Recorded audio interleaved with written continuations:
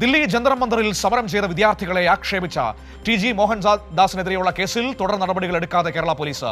TG. മോഹൻദാസിന്റെ വീഡിയോകൾ പരിശോധിക്കാനോ ഇയാളെ ചോദ്യം ചെയ്യാനോ പോലീസ് ഇതുവരെ തയ്യാറായിട്ടില്ല എന്ന വളരെ പ്രധാനപ്പെട്ട വിവരമുണ്ട്. തിയോഫിൻ നമ്മളോടൊപ്പം ചേരുകയാണ്. കൊച്ചിയിൽ നിന്ന് നോക്കാം, എന്തുകൊണ്ടാണ് ടി.ജി. മോഹൻദാസിനെതിരെ തുടർ നടപടിയെടുക്കാൻ കേരള പോലീസ് മടിക്കുന്നത്? ആ ചോദ്യമാണ് നമുക്ക് ചോദിക്കാനുള്ളത്. തിയോഫിനുണ്ട്. Theophin, good morning. തിയോഫിൻ, ഒരുപാട് വിമർശനങ്ങളും പ്രതിഷേധങ്ങളും ഒക്കെ വന്നതിന് ശേഷമാണ് ഈ കുട്ടികളെ ആക്ഷേപിച്ച, ഏറ്റവും മോശമായ ഭാഷയിൽ ആക്ഷേപമെന്ന് പറയാൻ കഴിയില്ല, വെർബൽ റേപ്പ് എന്ന് വേണമെങ്കിൽ പറയാം, അങ്ങനെ ചെയ്ത ടി.ജി. മോഹൻദാസിനെതിരെ കേരളത്തിന്റെ പോലീസ് കേസെടുത്ത് ദിവസങ്ങൾ കഴിഞ്ഞു. അയാളെ ചോദ്യം ചെയ്യാനോ ആ വീഡിയോകൾ പരിശോധിക്കാനോ കേരള പോലീസ് മടിക്കുകയാണ്. എന്താണ് കാരണം?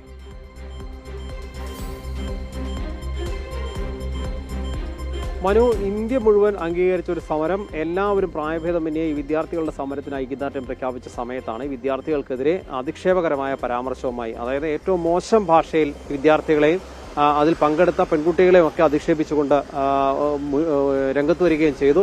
ഈ വിദ്യാർത്ഥികളെ വെടിവെച്ച് കൊല്ലും, താൻ അവിടെ ഉണ്ടായിരുന്നെങ്കിൽ വെടിവെച്ച് കൊല്ലുമായിരുന്നു എന്നുവരെ പരാമർശം നടത്തിയ ടി.ജി. മോഹൻദാസ് ഇയാൾക്കെതിരെ യാതൊരു അല്ലെങ്കിൽ ഒരു കേസെടുക്കുകയോ മറ്റു നടപടികളോ ഒന്നും പോലീസ് ചെയ്തിരുന്നില്ല. പിന്നീട് ആദ്യം SFI ആണ് പരാതി നൽകിയത്. അതിന് പിന്നാലെ നിരവധി പരാതികൾ വന്നു. ഒരുപാട് പേർ പ്രതിഷേധവുമായി രംഗത്ത് വന്നതിന് പിന്നാലെയാണ് ഈ കേസെടുക്കാത്തതിൽ പോലീസിനെതിരെയും പ്രതിഷേധം ശക്തമായിരുന്നു. ആ സാഹചര്യത്തിലാണ് പിന്നീട് കേസെടുക്കാൻ പോലും പോലീസ് തയ്യാറായത്. എന്നാൽ പലപ്പോഴും പ്രതിഷേധം നടത്തിയവർക്കെതിരെ, അതായത് ദില്ലിയിലെ സമരത്തിന് ഐക്യദാർഢ്യം പ്രഖ്യാപിച്ച് കേരളത്തിൽ പ്രതിഷേധം നടത്തിയവർക്കെതിരെ പോലീസിന് കേസെടുക്കാൻ മണിക്കൂറുകൾ പോലും വേണ്ടി വന്നില്ല.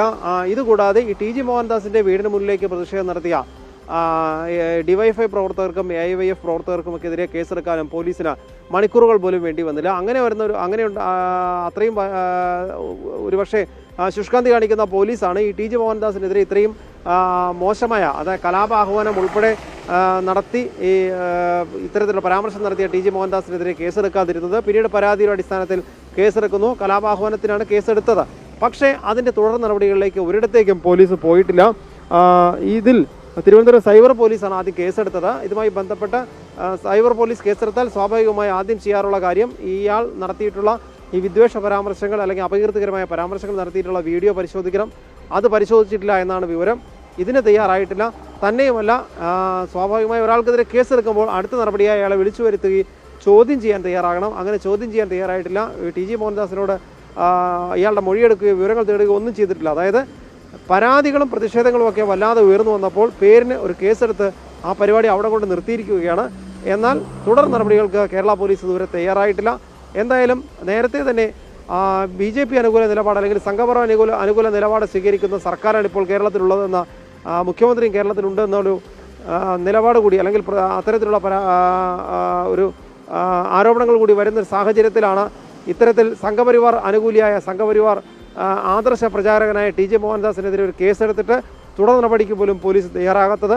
സമാന്തരമായി തന്നെ നമ്മൾ ചൂണ്ടിക്കാണിക്കുമ്പോൾ ഇതിൽ പ്രതിഷേധം ഉയർത്തിയവർക്കെതിരെ കേസെടുക്കുകയും തുടർ നടപടിയുമായി മുന്നോട്ട് പോവുകയും ചെയ്ത പോലീസ് യാതൊരു നടപടിയും ടി.ജി. മോഹൻദാസിനെതിരെ എടുക്കുന്നില്ല എന്നുള്ളതാണ് നമ്മൾ ഇതിൽ കാണേണ്ടത്. എന്തായാലും സംഘപരിവാർ അനുകൂല നിലപാട് അത് പോലീസിലും വ്യക്തമാകുന്നു എന്നാണ് നമുക്ക് ഈ വിവരം സൂചിപ്പിക്കുന്നത്. എന്തായാലും ടി.ജി. മോഹൻദാസിനെതിരെ ഇപ്പോൾ ശക്തമായ പ്രതിഷേധമുണ്ട്.